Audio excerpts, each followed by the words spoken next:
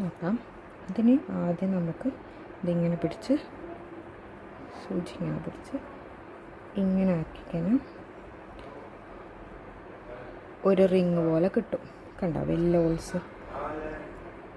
മറ്റേന്ന് വെച്ചാൽ നമുക്ക് ഈ സെൻറ്റർ തപ്പി പിടിക്കേണ്ടി വരും. പക്ഷെ ഇതിൽ വലിയ ഹോൾസ് ആയതുകൊണ്ട് നമുക്ക് വേഗം കാണാൻ പറ്റും.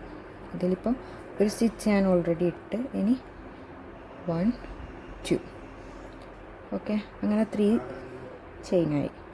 അങ്ങനെ ഇതും അതേപോലെ 12 ഡബിൾ ക്രോഷ്യ ചെയ്യുക. 1 2 3.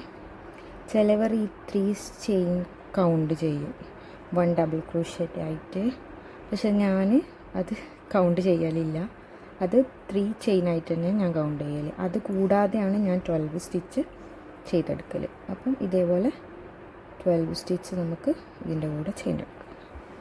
ഇപ്പോൾ ഇങ്ങനെയാണ് കിട്ടിയിട്ടുള്ളത്. അപ്പോൾ എന്താ ചെയ്യേണ്ടതെന്ന് വെച്ചാൽ ഇതിങ്ങനെ ഒന്ന് ടൈറ്റാക്കാൻ വേണ്ട. അപ്പോൾ ടൈറ്റ് ആക്കുമ്പോൾ ഇതിപ്പോൾ ഇതിൻ്റെ ഉള്ളിലായിട്ടാണ് ഈ ചെറിയാണ് വരുന്നത്. അത് നമ്മളിങ്ങനെ മെല്ലെ പുറത്തേക്ക് എടുക്കുക. പുറത്തേക്ക് എടുത്തതിന് ശേഷം വേണം ഇതിങ്ങനെ ടൈറ്റാക്കാൻ. കണ്ടോ, ടൈറ്റായി. നമുക്ക് എത്ര ടൈറ്റ് വേണോ അതിനനുസരിച്ചിട്ട് ടൈറ്റാക്കുക. ഇതിൽ കണ്ടോ അങ്ങനെ ഗ്യാപ്പ് വരില്ല.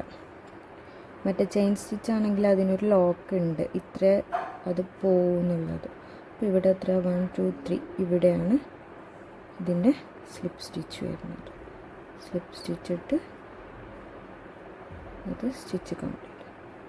ഇനി ഈ സ്റ്റിച്ച് ഉണ്ടോ, അല്ല ഈ ആണ് ഉണ്ടോ ടൈല്, അത് നമുക്ക് അടുത്ത റോയിലേക്ക് കൂട്ടിയിട്ട് വേണമെങ്കിൽ ചെയ്യാം. ഇല്ലെങ്കിൽ ഇത് ലാസ്റ്റ് വേണമെങ്കിൽ സോ ചെയ്യാം. ഞാൻ ചെയ്യുന്നതുണ്ടോ. സ്റ്റിച്ച് 3 സ്റ്റിച്ച് ഇട്ട് കൊടുക്കുന്നതിൻ്റെ പ്രത്യേകത എന്താണെന്ന് വെച്ചാൽ ഇവിടെ ഗ്യാപ്പ് ഉണ്ടാവില്ല.